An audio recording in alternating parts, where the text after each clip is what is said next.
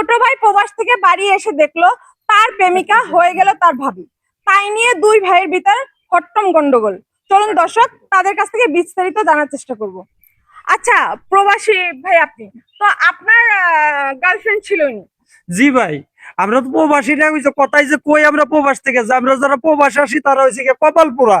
আর কপাল পোড়া না হইলে এরকম কাম হইতে পারে। এই আমি যে প্রবাসে গেছি কার জন্য গেছি কোন? এই গরিবের মায়া ওরে মায়া করে দয়া করে ভালোবাসছি। ওরে ওর স্বপ্ন যে ওরে বিল্ডিং বাড়িতে রাখতে হইব। তাহলে আমিও তো মনে করেন মধ্যবিত্ত ঘরের সন্তান ছিলাম। আচ্ছা, আপনি যে প্রবাসী ছিলেন কত বছর প্রবাস জীবন কাটিয়ে আসছেন? 7 বছর 7 মাস ছিলাম।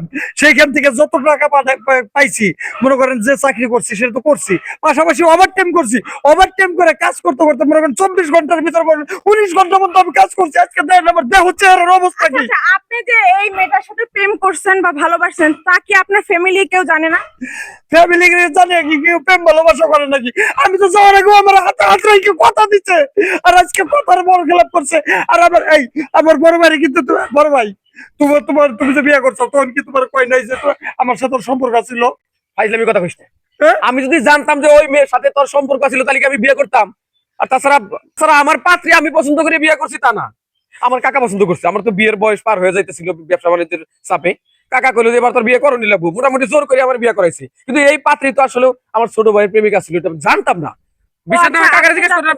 আচ্ছা কাকা, আপনি যে এই মেয়েকে আপনি আপনার এই বাড়ি বড় ছেলের সাথে যে নিয়ে আসছেন এই বধূ করে, তো এর সাথে যে সম্পর্ক ছিল এটা কি আপনি জানতেন না? আমার এই ছোট ভাতিজার পাতলার এই কি ওর সাথে যে প্রেম করে মহব্বত করে এটা কি আমি জানি? আমি তো জানতাম না।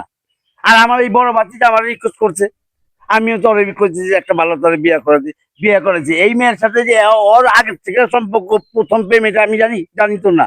আমার তো কেউ জানতো না। চলুন দর্শক আমরা তা এই যে তার কাছে আমরা জানার চেষ্টা করবো। আচ্ছা আপু, আপনি যে এই বাড়িতেই তার ছোট ভাইয়ের সাথে সম্পর্ক আপনার ছিল, এটা কি আপনি বিয়ের সময় বলেন নাই? না, এটা কেন লুকাইলেন? আমার আম্মাকে অনেকবার বলছি, মা দেখো আমি তো অন্য কাউকে ভালোবাসি, তুমি এই বিয়েটা আমায় দিও না। মা বলতেছে ভালো একটা পাত্র পাইছি, আর ও 7 বছর ধরে গেছে, এখন পর্যন্ত আসার নাম নেই। আসবো না না আসবো ঠিক না, তোর কি ঘরে বসে রাখুন? এই জন্য আমার বিয়েটা। তো আপনার মা তো জানতো যে এই বাড়ির ছোট ছেলের সাথে আপনার সম্পর্ক ছিল?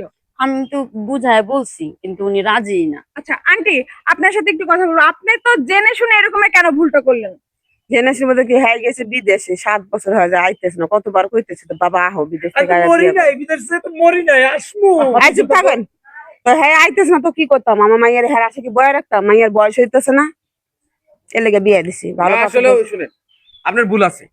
তাহলে আপনি যেহেতু জানতেন বিষয়টা, আমার একটাবার যদি কইতেন তাহলে আমি এই ভুলটা কইতাম না। আপনার জন্য আমার ছোট ভাই কষ্ট পাইতেছে, আমার কি কষ্ট হইতেছে না? আমি জানাইছেন আপনি।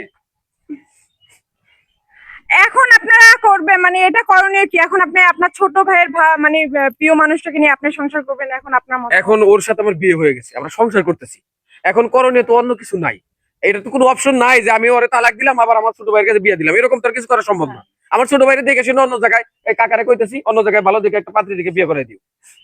না সাকিবুদ্দিন বাবা, ওগো কাছে কিছুই করার নাই, আমার কাছে করার আছে।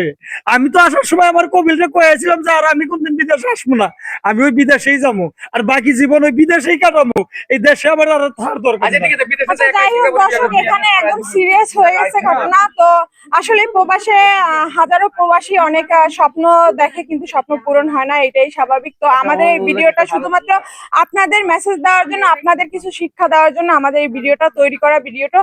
তো আমাদের ভিডিওটা কেমন লেগেছে অবশ্যই যদি ভালো লাগে লাইক কমেন্ট শেয়ার করবেন। আবার কোনো একটা ভিডিও নিয়ে আমি স্বাগত সময় হাজির হব। ততক্ষণ ভালো থাকবেন, সুস্থ থাকবেন, আল্লাহ হাফেজ।